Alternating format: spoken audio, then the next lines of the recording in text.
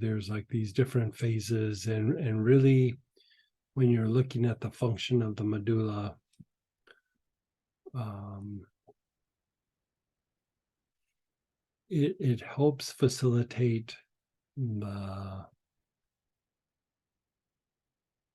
bringing in of the soul, and there's like a sound or a rhythm that kind of comes when there's greater alignment with that, and it's about aligning the different bodies, and it's about um, further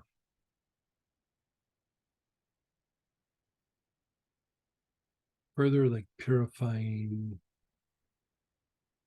the bone marrow, which, when we think of the ego, we think of the ego as being like in our mind, or a byproduct of our emotions in our mind.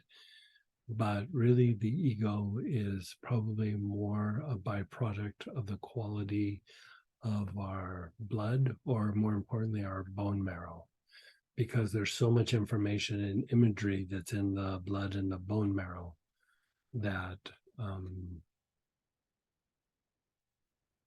it's almost like when those things haven't been purified enough, we're just so drawn to like negative things, or things that cause us harm, or we learn things through hard knocks, however you want to say it. And you could almost say like, there's the alignment of the different bodies, and how I was talking about it in the phases or the steps with Ralph.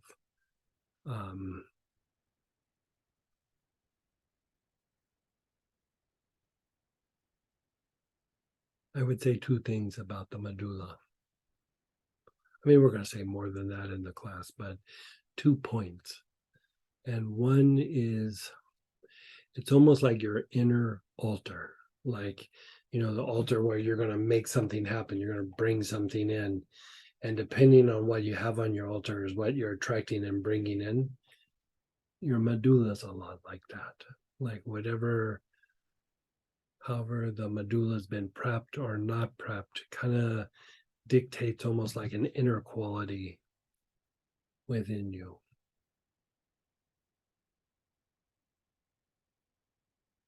And the other thing that I would say about the medulla is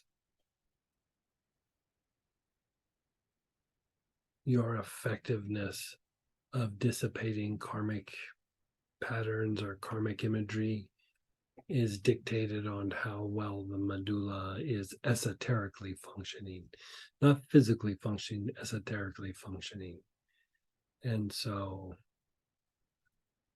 yeah, we just did the vagus nerve class, the physical and spiritual aspects of the vagus nerve.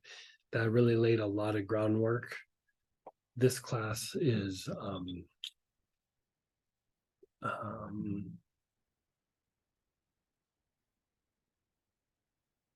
there's technique there, but it's not a lot of busy technique. It's more about like turning inward and working certain processes and taking it deeper. And when that happens, let's just say you start to kind of go with the flow of life. You hear the inner sound, you have more inner guidance, you start putting yourself in the right place at the right time.